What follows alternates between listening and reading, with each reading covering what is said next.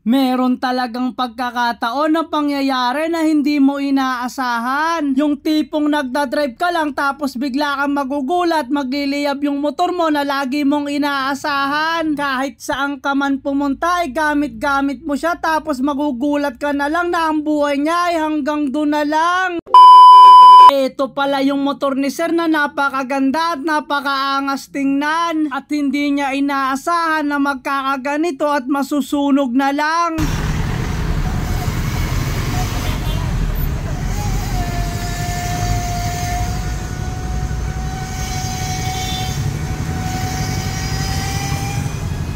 Dito sa Imus, sunog. Lapit sa Agila.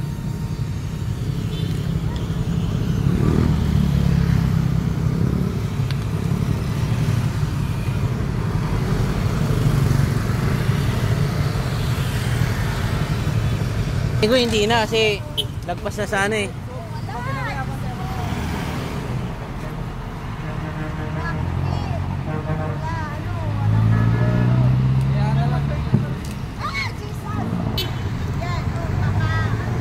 Salamat kuya. Kaso wala na tayong aabutan eh.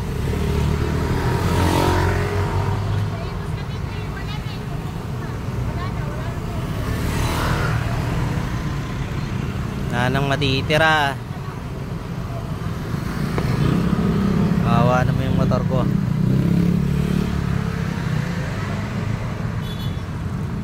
Nalubak lang ako, nalubak lang. Kaya pumunta na agad ako ng Cavite para ma-restore agad natin at mabigyan ulit ng bagong buhay. At pagdating ko sa kanila, eto yung nadatnang ko na motor dito lang sa gilid ng kanilang bahay. At kung mapapansin nyo, wala na talagang natira, chassis na lang tsaka yung makina. Mukhang mahihirapan na naman tayo ulit dito sa pagbuo nito. Pero gagawin ko pa rin lahat na makakaya ko, mabigyan buhay lang ulit to. Kaya binuhat na namin at isinampa dito sa sasakyan. Medyo mabigat nga lang dahil mga nasunog na plastik ang nakadagan. 4 na kami ang bumubuhat niyan pero medyo mahirap pa rin talaga. Pero kakayanin namin yan, may uwi lang at mabigyan buhay ulit yung itong motor nila. Dahil eto daw yung kauna-unahang motor nila. Kaya sa akin daw nila binenta para makita nila kung ano yung proseso ng pagre-restore ulit. Isa din daw kasi yun na gusto nilang masilayan na balang araw ay gumagana na ulit. Kaya sabi ko sa kanila ay gagawin ko lahat ng makakaya ko. Kaya ang binabala ko dito ay kung ano yung itsura dati ay ganun ulit yung magiging kalalabasan nito. Kaya abang-abang na lang sa magiging episode nito. Dahil ipapakita ko pa rin sa inyo kung ano yung galawan at kung ano yung proseso. So paano? Kita-kits na lang ulit sa susunod na video. Kaya salamat sa panonood.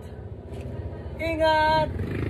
Sheesh. Simulan na natin ang pagbuhay dito sa nasunog na motor. Aakalain mo talagang wala na siyang pag-asa dahil sunog na yung mga wiring at kinakalawang na yung chassis ng motor. Pero kung mapapansin nyo dito sa bandang likuran ay okay pa, kaya simulan na natin ang pag-restore. Ngayong araw ay medyo makulimlim pero sisimulan na natin itong project natin na bago. Grabe yung nangyari dito, halos kaparehas ng Aerox na binuo ko. Pati yung magsaunahan ay natunaw na dahil sa lakas ng apoy. Pero gagawin ko pa rin lahat na makakaya ko para maibalik lang yung dati niyang kagandahan na nag-aapoy. Kaya binaklas ko na yung mga wiring na nasunog na pwede pang makalakal. Ibibenta ko yan sa junk shop para paggising ko kinabukasan ay meron akong pang almusal. So yun, ito na pala, naiuwi na natin itong bagong bubuuhin natin na project na PCX. So ito yung bubuuhin natin, simulan na natin yung pagtanggal ng mga nasunog na pyesa dito para mapalitan na natin ng bago. Alright? Kaya sinimulan ko na muna tanggalin yung mga plastic na di na talaga mapapakinabangan. At itong max na dating gumugulo ngayon naman ay natunaw. Syempre bago natin kalakalin, kunin na rin natin itong disc dahil alam ko ay mapapakinabangan pa to. At ito namang caliper ay natunaw na kaya kailangan na natin tanggalin dahil kakalakalin natin dahil hindi na mapapakinabangan to. Syempre itong shock ay tatanggalin na rin natin dahil papalitan na rin natin yan. yan. Alam kong medyo mahal yung original na bago niyan, kaya doon na lang tayo sa second hand. At tatanggalin ko na rin pala yung shock dito sa likuran para mahatak na natin yung makina niyan. Pero syempre kailangan din natin tanggalin itong mga cable dahil paghatak natin ay sasabit yan. Kaya binaklas ko na yung para pag hinatak na natin tong makina at chassis ay okay na. Ayun nga lang ay sumasabay yung tornilyo sa likuran kaya kailangan natin ng pangontra. Kaya paghiwalayin na natin yung dalawa dahil alam ko ay nagsasawa na sila sa kanilang mga itsura. Magkakasundo na lang yan dalawa kapag na-refresh na natin yung makina at napinturahan na natin itong chassis niya. Kaya ayan na yung pinaka-itsura nila nung nagkahiwalay na sila. Nabaklas na natin itong chassis dun sa makina kaya lilinisan na natin itong chassis para madala na natin sa powder coating. Siyempre ang magpa-powder coat niyan, powder coating Infinity, sila bahala dyan. Kaya baklasin na natin yung mga dapat baklasin para madala na natin to sa kanila. Alright? Kaya binaklas ko na itong grab bar sa likod para malinis na natin at matanggal na yung mga tornilyo. Pati yung nasa unahan basta babaklasin natin lahat ng mga naiwan na tornilyo. At tatanggalin na rin pala natin itong gas tank dahil hindi na ito mapapakinabangan. Dahil kung ikakabit natin yan at magkatagas ay masusunog, yan pa yung pagsisimulan. At nung tatanggalin ko na nga ay hindi ko mahugot dahil nakalimutan kong tanggalin yung bracket na nasa ibabaw niyan. Pinag-iisipan ko talaga kung bakit ayaw mahugot ay naipasok nga yan dyan. Kaya nung napansin ko na may bracket sa ibabaw, doon ko lang napagtanto yan. Dahil hindi ko talaga mailalabas yung tangke niya kung hindi ko matatanggal itong bracket niyan. Tsaka ako na rin tinanggal itong manibela para mahugot na rin natin itong T-post nito. At pagkatapos ay tinanggal ko na rin yung lock ng T-post para mahugot na rin natin to. So ayan mga tol, nabaklas na natin dito sa chassis yung mga dapat baklasin kaya ready na to para sa powder coat. Tapos ang isusunod natin bukas itong makina para mabaklas na rin natin at maisabay yung mga dapat isabay para sa powder coat na dadalhan natin itong chassis niya. So paano? Kita-kits na lang ulit sa susunod na video. Kaya salamat sa panonood. Ingat. Shish! Yung ganitong itsura ng makina ay magagawan pa kaya ng paraan? Pinasok na ng tubig yung loob kaya binuksan ko na isa-isa yan. At eto yung naging itsura nung natanggal ko yung mga nasunog dyan. Ayun panibagong araw, panibagong vlog na naman. Ito nga pala yung chassis is tatanggal na natin yung mga dapat tanggalin. Kaya ready na to for powder coat. Tapos ito yung susunod natin ngayong araw, itong makina niya. So tatanggalin na natin yung mga dapat tanggalin dyan. Tapos katulad ng swing arm, ipapa-powder coat na rin natin yan, pati yung crankcase kung kaya pa at mapapakinabangan pa. Pero kung hindi na, is diretso na yan sa junk shop. Kaya tanggalin na natin yung mga dapat tanggalin dito sa makina para makita nyo na yung magiging itsura pagkatapos natin malinis to. Alright? Mukhang mahihirapan ako sa pagtanggal dito dahil kailangan pantiktikin yung mga plastic na naiwan dyan sa makina. Sa sobra kasing init, pati yung shock ay bumaluktot na. Tsaka ako na tinanggal itong heat guard ng tambutso. Medyo mahirap nga lang tanggalin pero kailangan para masilip kung pwede pang magamit itong tambutso. Kaya tinanggal ko na yung mga tornilyo neto para mahugot na ng lubusan. At para mapakita ko sa inyo na okay pa yan. Tsaka ako na sinunod tinanggal itong shock niya sa likuran. Medyo matigas nga lang tanggalin yung tornilyo kung inyong pagmamasdan. At tinanggal ko na rin itong mga tornilyo ng airbox para matanggal na rin natin yung shock sa kabila. Kaya pagkatapos ko matanggal yung mga tornilyo, hugot na lang bigla. Kaya sa wakas ay matatanggal na rin natin itong shock niya sa likuran. At tinanggal ko na rin yung mga cable ng throttle body para matanggal na rin natin itong nasa ibabaw. Ayun nga lang ay medyo mahirap dahil hahanapin natin yung mga tornilyo niyan. Kaya tiniktik ko na muna yung mga nasunog na plastic para yung tornilyo ay ating mapaibabaw. At pagkatapos ay unti-unti na natin napapalitaw kaya diretso tanggal agad. Kaya pagkatanggal ko ng tornilyo, ayun natanggal lahat. Kung makikita nyo, sa loob ng makina is puno ng tubig.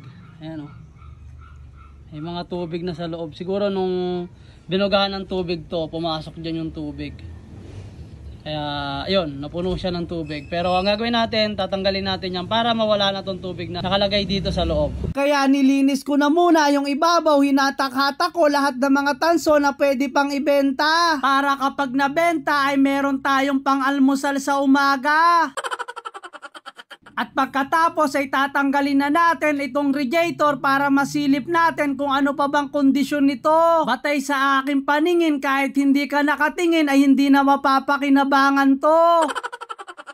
Kaya tinanggal ko na yung mga hose para makita nyo ng lubusan. Ayan yung itsura, talagang hindi na mapapakinabangan. At tatanggalin na rin natin itong pan para masilip natin yung kondisyon ng magneto. Medyo mahirap lang tanggalin dahil nanikit na yung natunaw na pan dun sa magneto. At tinanggal ko na yung mga tornilyo dito sa crankcase para makita nyo yung kondisyon ng panggilid nito. Dahan-dahan kong tinulak ng flat screw at sa wakas ay nahugot ko na rin to. Batay sa kondisyon ng panggilid ay okay pa dahil wala pa naman tama yung belt nito. At tinanggal ko na rin itong ignition coil para malinisan kahit papaano yung makina. At oo nga pala, sa mga nagsasabi na puro sponsor lang ang mangyayari dito, nagkakamali ka. Dahil naglalabas din naman ako ng sarili kong pera. Unang-una, sa pagbili pa lang neto ay sarili ko ng pera yon. At saka ako sasabihin sa mga brand ko kung ano yung pwede nilang maibigay na pyesa para dito, ganun yun.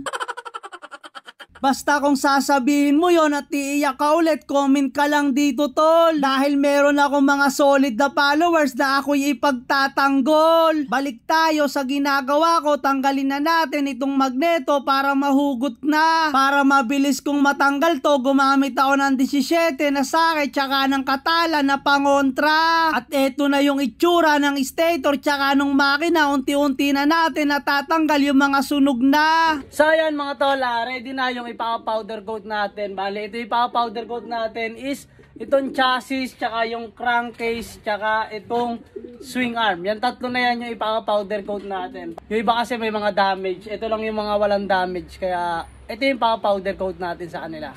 Alright? Katulad nito, itong pinaka-engine support niya, bibili na lang tayo ng second hand dahil kung ipaka-powder coat natin to tapos papalitan pa natin ng bushing, medyo matrabaho. Katulad nito, ayan o. Medyo mahaba kasi yan. Ayan yung pinaka sa loob niya. Tapos, meron pa yung bushing dito. Ito. Yung pinaka buckles, tatanggalin pa natin. So, medyo matatagalan pa tayo. Kaya, bibili na lang tayo kahit second hand nito. Dahil meron naman na ako nakita na pagbibilhan nito. Kaya binaklas ko na yan dahil diretso na sa junk shop yan. Pero kung may mga gusto ay pwede nyong hingiin sa akin, baka mapakinabangan pa yan. At saka ako na tinanggal itong water pump, medyo nahirapan lang ako dahil yung mga tornilyo ay natabunan ng mga nasunog na plastic. Sana ganun na lang din lahat, masunog yung mga tropa nating plastic. Yung tipong sisiraan kanila para lang umangat sila. Pero ang hindi nila alam, yung taong binababa nila ay yun yung mas inaangat ng Diyos at pinagpapala. Kaya wala kayong mapapala. Kaya tinanggal ko na itong stator, panigurado, hindi na natin mapapakinabangan to. Kung susumahin mo, pwede pa naman iduktong yung nasunog na wire neto. Ayun nga lang ay delikado. Dahil pwede dun mag-lose contact at yung pa maging dahilan ng pagsunog ng motor mo. Kaya mas okay pa na bumili ng second hand basta walang duktong yung mga wire nito. So ayan mga tol, mukhang okay pa naman itong makina dahil wala pa namang mga damage. Kahit yung bushing sa ilalim walang damage. Kaya all goods na all goods pa itong makina. Pero kailangan pa rin natin yung buksan syempre para malinisan natin yung piston or kung ano yung mga dapat linisan sa loob para ma-refresh na rin natin. Kaya hanggang dito na lang muna itong video dahil hindi talaga maganda yung panahon. Pero bukas is ipapa-powder coat na natin yung chassis, tsaka yung crankcase, tsaka yung swing arm para tuloy-tuloy na yung proseso para pag nabuo na natin to is maikakabit na agad natin sa chassis. Alright? So paano? Kita-kits na lang ulit sa susunod na video. Kaya salamat sa panonood. Ingat. Shish! Yung dating kinakalawang ay hindi mo aakalain na ganito na yung magiging itsura niyan. Pati itong swing arm na dating sunog ngayon ay pwede nang isabit ngayon darating na Kapaskuhan. Kaya sa mga interesado din para magpa-powder coat, ganito yung trabaho nila bago initan. So ayun, pupunta tayo ngayon ng powder coating Infinity para ipa-powder coat na yung chassis, tsaka yung crankcase, tsaka yung swing arm. Yung dating nakakabit sa PCX na binubuo natin dahil okay pa naman siya at ipa-powder coat na lang natin para mapakinabangan pa. Kasi bibili tayo ng second hand, at least makakatipid tayo ng konti. Ayun, punta na tayo ngayon ng Valenzuela para ipa-powder coat na natin. Right. At habang bumabiyahe kami ay hindi ko inaasahan na walang ka-traffic-traffic dito sa kalsada. Kaya panigurado ay maaga tayong makakarating sa kanila. At sa wakas ay andito na kami sa powder coating Infinity kaya mabilis tong matatapos. Pero depende yan sa ipapagawa natin dahil kukuskusin talaga nila yan hanggang sa matapos. Pupunta tayo ngayon dito sa gawaan nila dahil ginagawa na or inuumpisahan na yung chassis natin dahil tinatanggal na nila yung mga nasunog at yung kalawang para solid na pag napinturahan na ng powder coat. So, kaya bisitahin natin sila. Ito yung ginagawa nila dito, pinupudpud talaga nila yan hanggang sa mawala yung mga kalawang dahil ayaw nila ng pabalik-balik na trabaho at baka masira pa sila dyan. Kung mapapansin nyo is talagang nililinis nila yung mismong chassis, tinatanggal nila yung kalawang. Talagang dapat is walang matitira dahil para pag isinalang sa oven at binugahan ng powder coat is talagang kapit na kapit at hindi basta-basta matatanggal. Ganun kakalidad yung gawa nila dito dahil sinisigurado nila na malinis at maayos yung kanilang trabaho. Dahil ayaw nila na balang araw ay may babalik na customer para magreklamo. Kaya sa mga gustong magpagawa is message lang kayo sa powder coating Infinity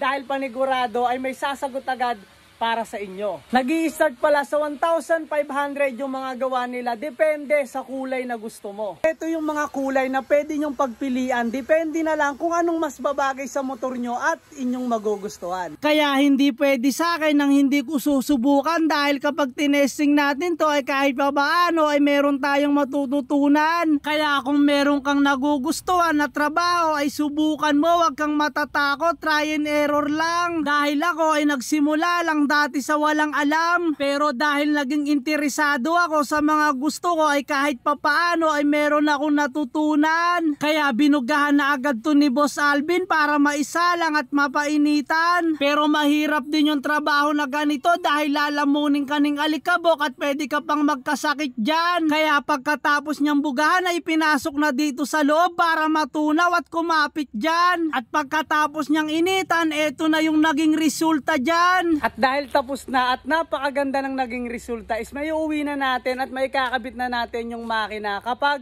nalinis na natin yung mismong makina, may kakabit na natin sa chassis. So paano? Kita-kits na lang ulit sa susunod na video. Kaya salamat sa panonood. Ingat! Shish. Ating na rin yung ECU tsaka harness na ikakabit ko dito sa PCX na binubuo ko. At sa wakas ay naging success yung pagkakulay kaya naging gwapo. Balik muna tayo dito sa motor na nasunog. Kaya pinapowder coat ko tong chassis para hindi na makita yung kalawang at yung mga parte na sunog. Ito pala yung kulay na napili ko. Kulay asul yan para kahit papaano ay maalala ko na ito yung nasunog dati na binuo ko. Kaya inassemble ko na yung pagpapatungan para maikabit na kung ano yung mga dapat ikabit. So yun, sa wakas ay dumating na itong inaantay natin na harness. Yan. So ito, may pangalan pa yan. So yan, nakalagay Blue Max.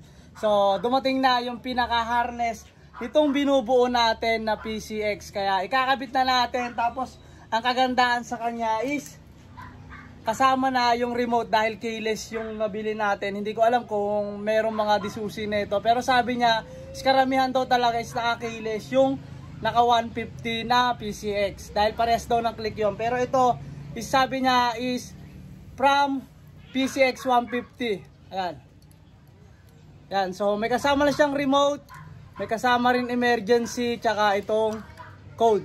Kaya niya daw pinarts out yung motor niya dahil hindi niya na daw mapagawa yung makina. Dahil ang problema daw is sa sigunyal na umingay daw. Kaya ginawa niya na lang is pinarts out niya na lang. Mas malaki pa daw yung kita niya. Kaya salamat sa itol kasi syempre na-survive mo itong binubuo ko na PCX dahil ang kulang talaga is yung harness tsaka ECU. Yun, kasama na pala yung ECU tsaka yung pinaka receiver nitong remote. Kaya isasalpak na natin dito.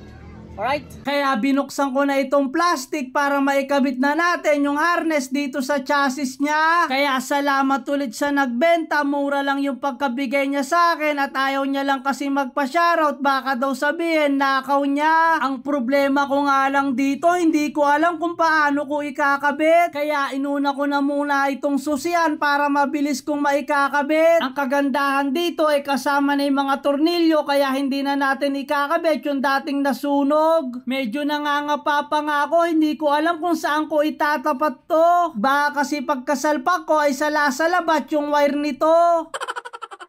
At pagkatapos dahil kaduktong to ng susian ay kinabit ko na itong lock ng upuan. Para kasi mamaya ay hindi na ako malito sa paglagay ng mga wiring niyan. At pagkatapos ay nilagay ko na itong ECU, hindi ko nga lang alam kung paano yung pwesto niyan. Kaya paikot-ikot pa ako, hindi ko alam kung paano ko ilalagay.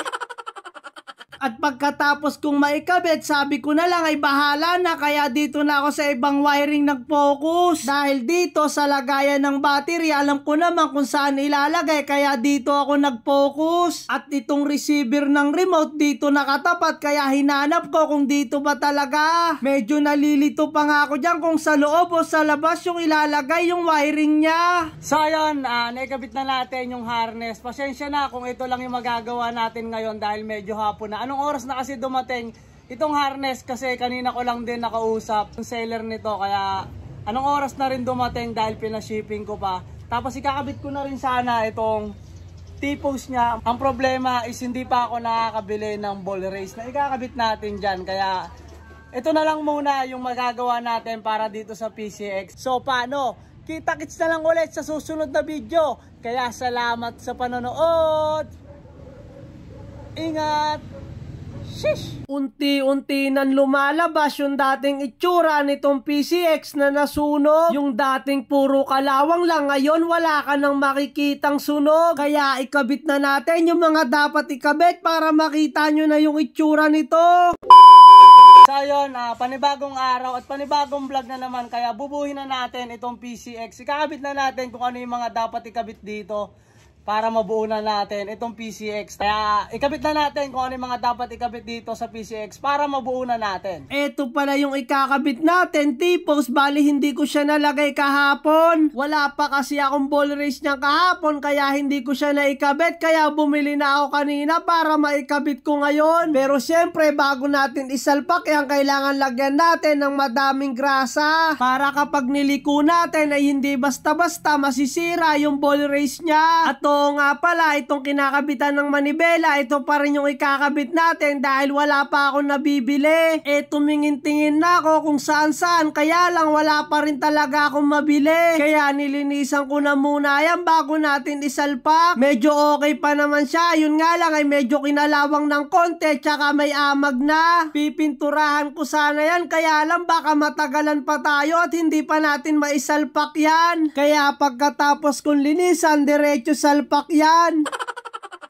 Kaya isinalpak ko na para dire-diretso na at maisalpak na rin natin yung manibela. At pagkatapos ay binaba ko na dahil medyo nahihirapan ako kapag masyadong mataas. So ito yung makina niya, hindi pa natin nalilinisan dahil nga inuuna natin maikabit yung mga dapat ikabit dito sa chassis para dire-diretso na yung proseso. Yan yung makina. Kapag makina na haharapin natin, tsaka na natin lilinisan to para maikabit natin agad. Kaya eto namang gastang ang ikakabit ko. Bali nabili ko lang yan ng second hand. Kasama yan ng harness, tsaka ECU, tsaka yung susian. Nabili din natin ng second hand. Medyo kabisado ko na kung paano magsalpak nitong gastang dahil nung nakaraan ay nahirapan ako kung saan ko idadaan. Yan na rin yung inuna ko. Baka kasi kapag nailagay na natin lahat at tsaka ito ilalagay ay mahihirapan kung saan dadaan. Syempre isasalpak na rin natin itong side stand dahil may switch dito or sensor para yung motor ay mapaandar. So kung mapapansin nyo,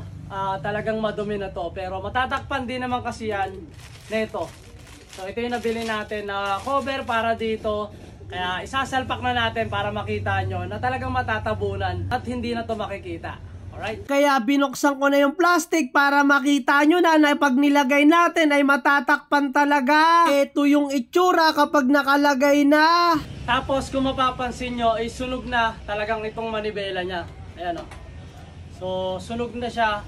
Kaya ang ginawa ko, bumili na rin ako ng ipapalit natin dito. So, ito yung ipapalit natin. Ayan. So, ayan, sakto yan dyan. Salpa ka na. Alright? Salpak na rin natin. Kaya isinalpa ko na para makita nyo na meron talagang pagbabago. Na kahit kalawangin yung kinabit ko ay meron pa rin kayo makikita na bago. Bago na rin pala yung clam niyan. Ayun nga lang ay kalawangin yung mga tornilyo. Kaya eto na yung itsura, kahit papaano ay medyo may pinagbago na siya. At para mas gumanda ay takpan natin itong kinakalawang na tornilyo dito sa manibela. At syempre kakabitan na rin natin ng malakas na busina para marinig agad yung hinanain niya.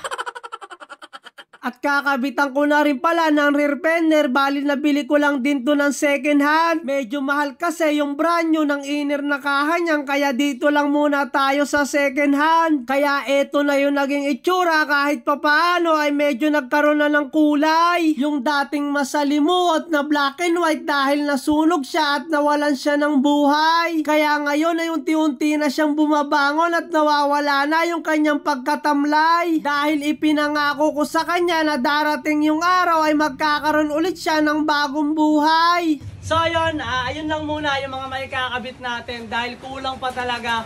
Tapos medyo umuulan na, kaya hindi na natin maikakabit yung ibang pyesa para dito. Tapos kulang pa kasi yung mga bracket, katulad nung nag-search ako, katulad nung dito sa harap, meron palang plastic na nilalagay, tsaka bakal. Akala ko bracket lang, kaya pala nung nasunog to is wala na siyang mismong bracket. Nasunog lang pala kasi yung pinaka-plastic niya na pinaglalagyan ng gauge tsaka ng headlight. Tapos dumating na rin pala yung gulong na ikakabit natin para dito. So paano? Kita-kits na lang ulit sa susunod na video. Kaya salamat sa panonood. Ingat! Sheesh! Pinahirapan ako sa paglinis pa lang neto kaya hindi ko natanggal lahat ng dumi. Ginamitan ko na ng kung ano-anong chemical tsaka wire brush para matanggal lang dahil wala talaga akong pambili. So ayan mga tol, panibagong araw, panibagong vlog na naman. Kaya ang gagawin natin ngayon is lilinisan natin itong makina at bubuuhin natin para maisalpak na natin dun sa mismong chassis niya. Para kahit papaano is medyo tumindig na itong binubuo natin na PCX. Kaya nanghiram na ako ng, hindi ko alam ano tawag dito, basta itong panlinis kay Vince Motorcycle Shop. Tapos meron kasi akong mga ganito, ito yung mga bala na para dito, kaya lang wala kasi akong ganito. Ito, hindi ko alam ano tawag dito, basta pang Ford to. Ito yung gagamitin natin para malinis natin itong mismong makina nya. Ayan, kaya linisan na natin. Alright. Kaya nagsuot na ako ng salamin para matesting kung nakakatanggal ba talaga. Nakakatanggal naman siya, ayun nga lang hindi basta-basta matanggal yung iba. Kaya pinagtiyagaan ko kung hanggang saan makakaya ko. Naubos na nga lang yung pasyensya ko, hindi ko pa rin matanggal yung ibang nasunog dito. Kaya nilinisan ko naman itong piston, baka malinisan ko pa. Mabuti pa to ay mabilis matanggal, kaya ako ay medyo natutuwa. Dahil ang importante talaga ay malinis yung loob kumpara sa labas. Kumbaga wag mo siyang husgahan, batay lang sa nakikita mo sa anyo niyang panlabas. Ganyan naman talaga ang estado dito sa mundong ibabaw. Huhusgahan ka agad nila kahit yung pagkatao mo ay hindi nila alam. Kaya nga tayo binigyan ng tigi-isang buhay, tapos papakialaman mo yung buhay ko? Di nyaw. Balik tayo sa ginagawa ko. Ito naman barbula yung nililinisan ko. Kinakalawang na kasi to dati, tapos puro carbon, kaya kailangan natin tanggalin to. At pagkatapos, dahil hindi ko gaanong matanggal yung mga nasunog na parte, ay nilagyan ko na agad ng chemical. Nagbaka sakali ako dito, baka sakaling matanggal. Ginamitan ko na nga yan ng wire brush, kaya lang yung mga nasunog na parte ay ayaw humiwalay. Pati itong makina ay nilagyan ko na rin ng chemical para kahit papaano ay mas luminis na siyang tingnan. Makalipas ang ilang minuto ay ginamitan ko na ng brush para matanggal yung mga libag-libag niyan. Tsaka ako binuhusan ng tubig para mabanlawan. At pagkatapos ay nagbago naman yung itsura, kahit papaano ay may nagbago naman ng konti. Pati itong piston ring ay tinanggal ko na para mabawasan yung hinanakit niya at pighati.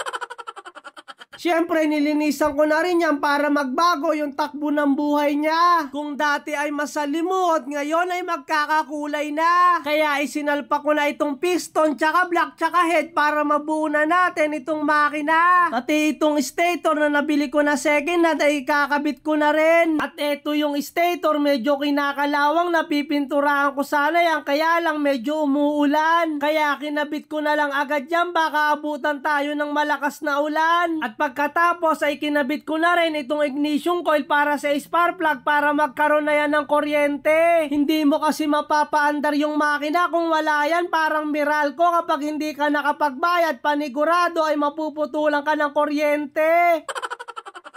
At pagkatapos ay nilagyan ko na ng head cover para matakpan na. Baka kapag nabuo ko na to ay susubukan ko bukas linisan ulit yung makina. Kinabit ko na rin itong nabili kong water pump, kaya lang wala siyang kasamang radiator. Kaya baka meron kayong kakilala mabibilhan itong second hand na radiator. At ito yung sinasabi ko sa inyo na nakabili na ako ng second hand na engine support. Dahil yung luma niyan ay nasunog na yung bushing tsaka kinakalawang na, kaya hindi ko na powder coat. Kaya eto na yung itsura ng makina, malapit na natin mabuo. So yun, nabuo na natin itong makina. Medyo madungis lang siyang tingnan kasi nga hindi ko na talaga matanggal yung mga dumi. Siguro nanigas na dahil sa tagal ba naman na nasunog to. Kaya yun, nanikit na. Hindi katulad nung sa Aerox, matagal siya na-stock, kaya yung iba mabilis lang mapudpod. Ito, ginamitan ko na nung mga steel brass. Kaya lang ayaw pa rin talagang matanggal. Kaya at least, ang importante dito is okay yung loob. Yung panlabas lang talaga yung madumi. Tapos, kung titingnan mo is talagang madumi dahil dito sa gulong na to. Pero, dumating na rin yung ikakabit natin na rim. So, ayan. Dumating na. Ipapaalay na lang natin yan. Tapos, ikakabit na rin natin dito para maisalpak na natin dun sa chassis niya. Tapos, ang kulang na lang dito is yung radiator. So, wala pa ako nabibili. Baka meron kayong alam para sa radiator is PM nyo lang ako para maisalbak na rin natin dito para mabuo na natin tong mismong makina niya. O paano? Kita-kits na lang ulit sa susunod na video. Kaya salamat sa panonood. Ingat! Sheesh! Kwento ko lang to todo pasalamat ako dun sa nabilang ko ng harness. Problema is hindi pala kasama yung harness para dito. Ito na yung rim set na dapat ikakabit natin. Ang problema is hindi pala pasok yung ngipin nito para dito sa PCX 150. Pero nakalagay kasi doon sa description is pang click 150 tsaka PCX 150. Ang problema is ayaw pumasok. So ayun mga tol, panibagong araw, panibagong vlog na naman. Medyo tinatamad kasi talaga ako kasi bad trip talaga. Kung mapapansin nyo, todo pasalamat ako dun sa, kwento ko lang to todo pasalamat ako dun sa nabilang ko ng harness kasi may kasama na siyang ECU tsaka usian, tapos ano ba yung kasama niya, yung sa remote. Ayun, todo pasalamat ako sa kanya. Ang problema is kung ano yung mga wiring na para dito sa makina is hindi pala kasama. Kaya sabi ko, boss, ang laki nung binayad ko sa'yo. Akala ko kasi kasama na dun sa mismong harness niya, kasama na dito sa makina. Tapos hiwalay pala yun. Buti na lang, yung nag-alok sa akin na nabilan natin sa radiator. Kani-kanina lang din dumating. Sabi ko, is baka meron siyang harness na para dito sa makina. Yun, meron daw siya. Tsaka nakabili na rin tayo ng shock tsaka throttle body. Kasi kasama daw yung harness na yun sa throttle body. So ang akala ko is kasama na dun yung harness na isang set, kasama na doon yung para dito sa throttle body. Kaya napadoble tuloy ako ng bayad. Kaya shoutout na lang sa'yo tol, pero marami pa rin salamat kahit pa paano. Is nakabili tayo ng harness tsaka ECU sa'yo. Pero sana naman na isinama mo na yung ano dahil yun kasi yung usapan natin, tapos sasabihin mo, ibang presyo din yun. Kaya ayun, balik tayo sa ginagawa natin. Nagkakabit na natin yung radiator dito, tapos kung ano yung mga dapat ikabit katulad ng wiring dito, Tsaka yung cover. So yung throttle body kabit na rin natin kasi meron naman na tayong nabili. So ito yung nabili natin. So ayan, nakabalot pa siya. Kasama na rin yung shock niya. May shock na rin to dito kasi binili na rin natin ng shock. Rear shock yung ikakabit natin na stock lang. Kaya umpisahan na natin ikabit kung ano yung mga dapat ikabit dito. Right? Pero syempre, buksan muna natin kung ano yung mga dumating para makita natin kung okay na ba. Mukhang sakto naman kaya hanap muna tayo ng tornilyo para maikabit na. Yung mga tornilyo pala niyan, yun yung dati nakakabit dito sa nasunog na motor. Okay pa naman yung mga tornilyo dahil hindi siya plastic kaya hindi pa siya nasunog dito sa motor. Kaya gagamitin pa natin yung mga tornilyo niyan, kaunting linis lang ang gagawin. So ito yung sinasabi ko sa inyo na wiring na para dito sa ibabaw ng makina. Ito yung mga nakakabit sa throttle body. So ito, pakita ko sa inyo. So ayan, nakahiwalay talaga siya. Kaya hindi mo talaga masasabi na kasama siya doon or hindi. Kaya ayun, no choice. Bumili ako ng bago para maikabit na natin dito. Para maisalpak na natin to doon sa chassis. Alright? Kaya isinalpa ko na ng mabilisan para makita nyo na talagang ito yung kulang. Hindi kasi natin pwedeng isalpak basta-basta yung makina kung wala yan. At pagkatapos ay ito namang siya kang ikakabit natin para pag sinalpak na yung makina ay okay na. At dumating na pala yung tropa natin na mag-aalay ng rim set dito sa motor na binubuo natin. Yan kasi yung concept na naisip ko para kahit papaano ay may dating. At pagkatapos ay nagpatulong muna ako sa kanya na ikabit itong makina dito sa chassis. Medyo nahirapan nga lang kami sa pagsalpak dahil medyo mabigat yung chassis. At makalipas ang ilang minuto, sa wakas ay naisalpak na rin. Mabuti na lang ay kahit papaano ay may nakatuwang ako sa pagsalpak dahil kung hindi, naku, abutin ako ng dilim. Para maisalpa ko naman yung shock sa likod ay kinalangan ko na muna ng galon dito sa harapan. For safety purposes, baka kasi kapag naikabit na natin yung shock ay bigla na lang bumagsak dito sa harapan. At pagkatapos ay sinalpa ko na itong shock sa likuran, medyo nagulat nga lang ako. Akala ko kasi ay dire-diretso yung paglubog, buti na lang ay nahawakan ko. At habang kinakabit ko itong throttle body, si tropa ay malapit nang matapos mag-align dito sa rimset na ginagawa niya. So ayan mga tol, ito na yung rim set na dapat ikakabit natin. Ang problema, hindi pala pasok yung ngipin nito para dito sa PCX 150. Pero nakalagay kasi doon sa description is pang click 150 tsaka PCX 150. Ang problema is ayaw pumasok dito. Ayaw pumasok ng mga ngipin.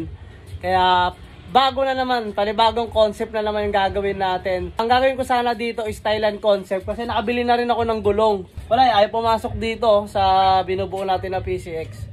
So ayun yung isa.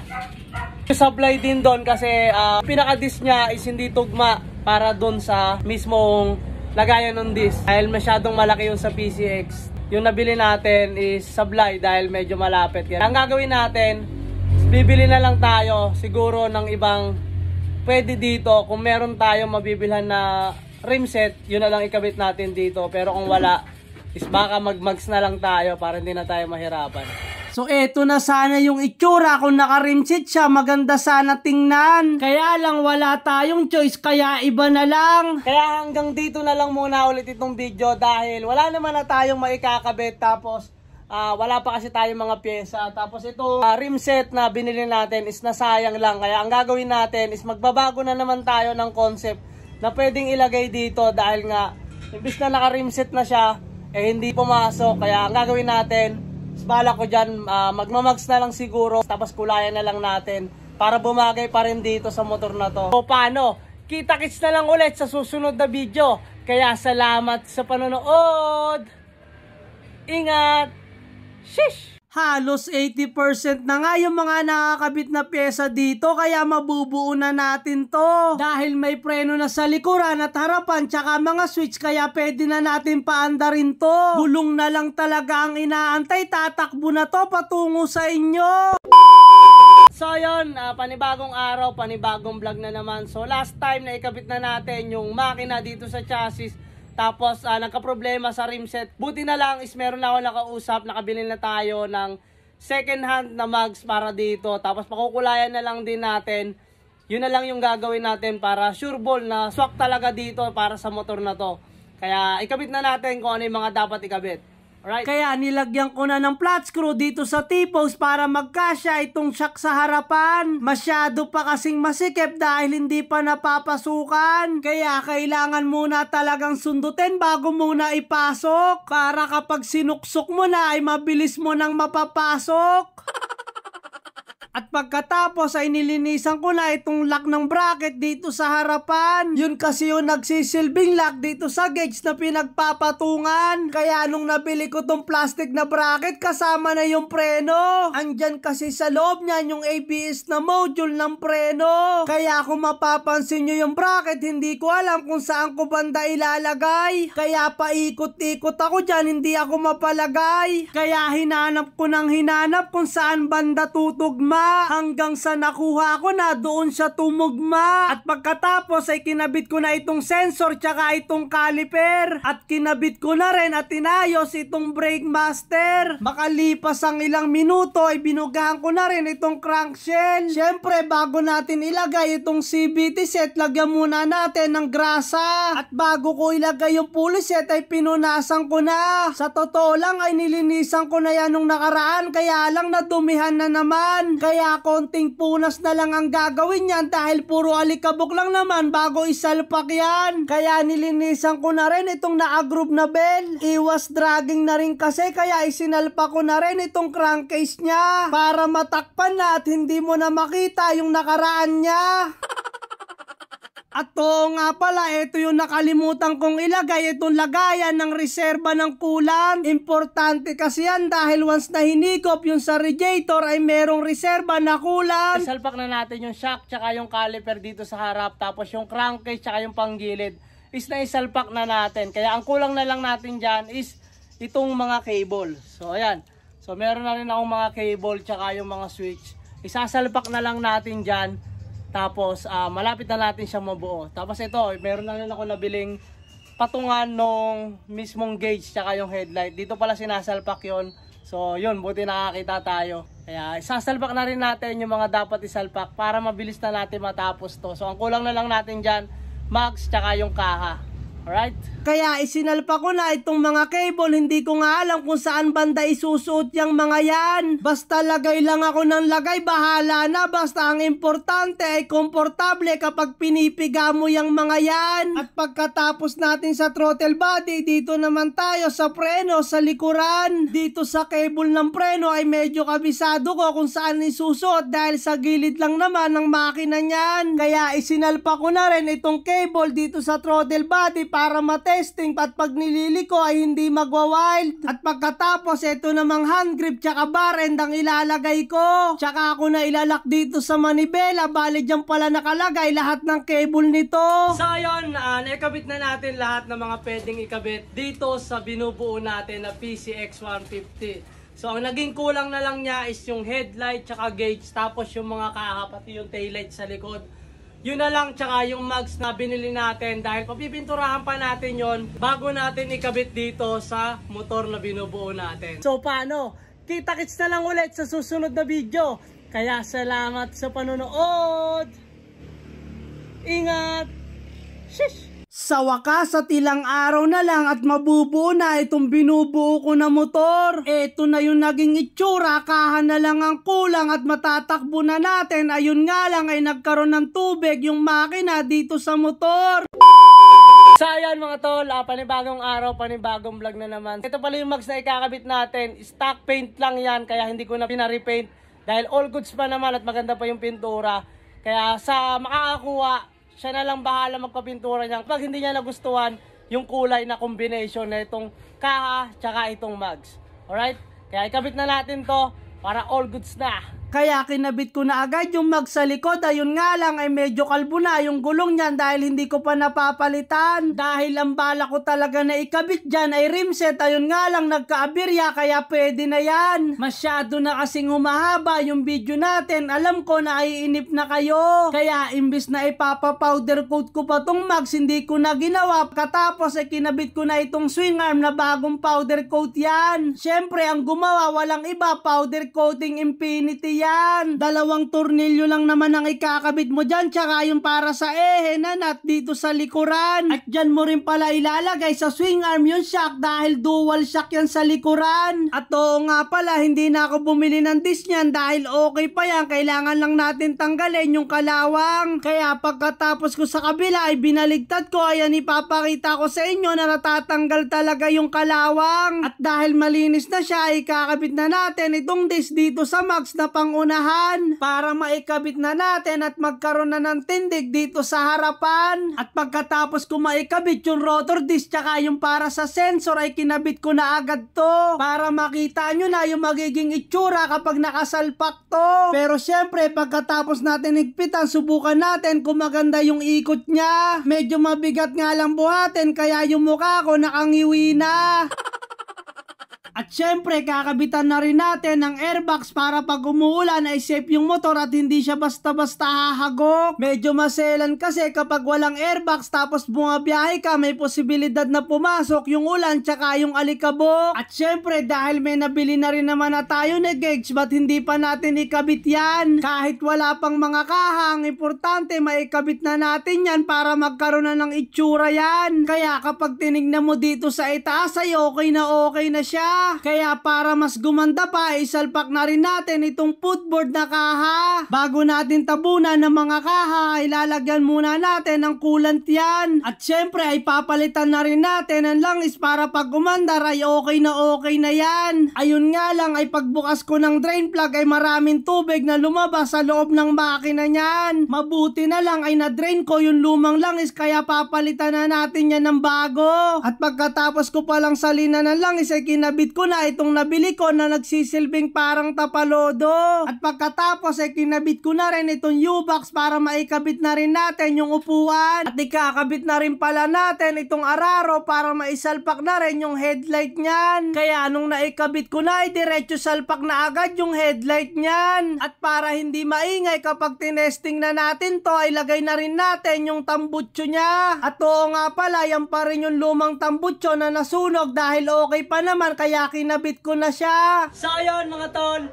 unti-unti na natin nabubuo itong PCX 150 na binubuo natin.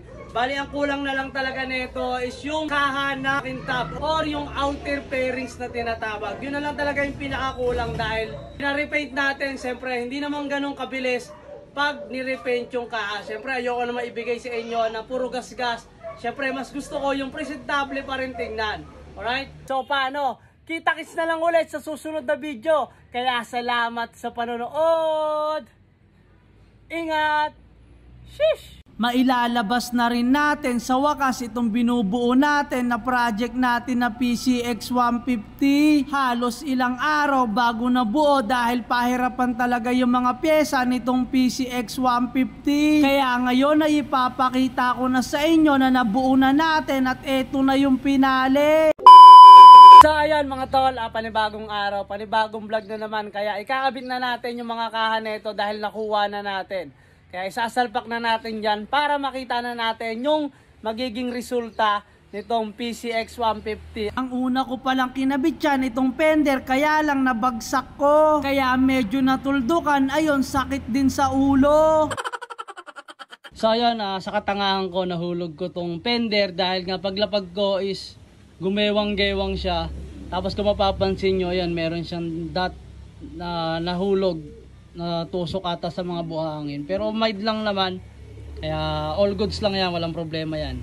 Right? Kasi yung mga kaha, nilatag ko na para maisalpak na natin lahat yan. Kaya ikinabit ko na itong kaha dito sa bulsa para maisalpak na rin natin dito sa motor. At pagkatapos kong ikabit yung sa bulsa, ikinabit ko na yung lock dito sa gas tank para maisalpak na lahat yan sa motor. At makalipas ang ilang minuto, dinikit ko na yung dalawang kilay para dun sa headlight. At syempre, isasalpak na rin natin tong kaha para matakpan na yung mga wiring ng headlight. At dahil na ikabit ko na yung maliit na kaha dito sa footboard ay kinabit ko na yung kabilaan. At kinabit ko na rin pala yung side na fairings. Medyo nahirapan lang ako dyan dahil may technique para maisalpak mo yan. Dahil konting pagkakamali mo lang, panigurado yung mga clamp nyan ay ikaw ay mapuputulan. At kinabit ko na rin pala itong grab bar, kaya lang wala pang ilang minuto ay binaklas ko din agad. Dahil hindi mo pala malalagay yung kaha tsaka yung taillight kung hindi mo babaklasin yung mga yan. Kaya ikinabit ko na yung taillight para maisalpak na rin yung mga kaha niyan. Yun kasi yung unang ikakabit mo para maisalpak mo yung mga kaha niyan. Medyo nahirapan nga lang ako dito dahil hindi ko pa to kabisado. Katapos kong ikabit ay kinabit ko na agad itong U-box tsaka yung upuan para kapag umandar ay matitesting na natin at meron tayong mauupuan. Tsaka ako na isinalpak itong grab bar, bali luma lang yan dahil wala talaga ako nabili na bago. Okay pa naman siya at hindi naman siya natunaw kaya meron pa kayong kakapitan dito.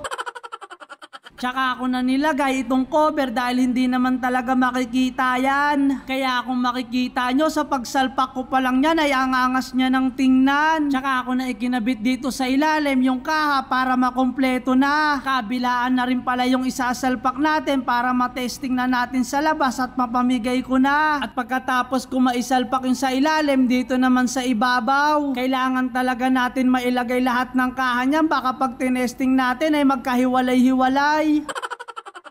At syempre hindi naman pwedeng mawawala yung footpeg dahil pag nanalo ka ay pwede kang mag-angkas dito. Yung tipong may nililigawan ka pa lang tapos isasakay mo dito, panigurado ay sasagutin ka nito.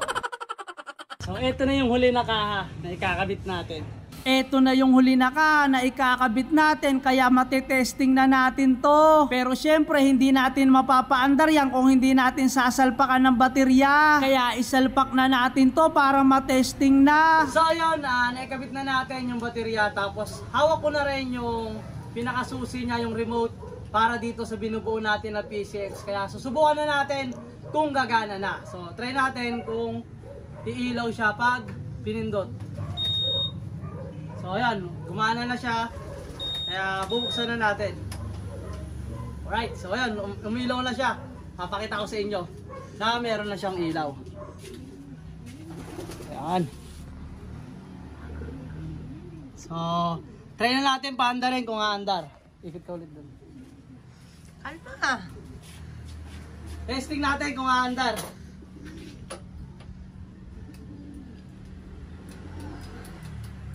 Ayaw. Ayaw mag-start. Patay.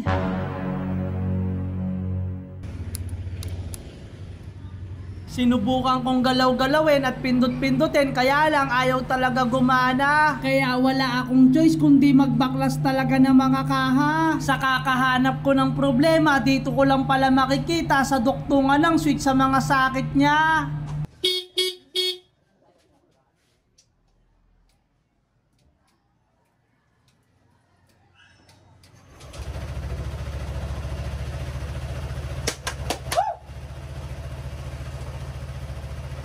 Umandar ka din! So yun mga tol, maandar na itong motor. May naglulus lang pala dito sa ilalim. Pero ngayon, all goods na siya. Wala na naman. Kaya testingin na natin sa labas para makita nyo na umaandar na talaga.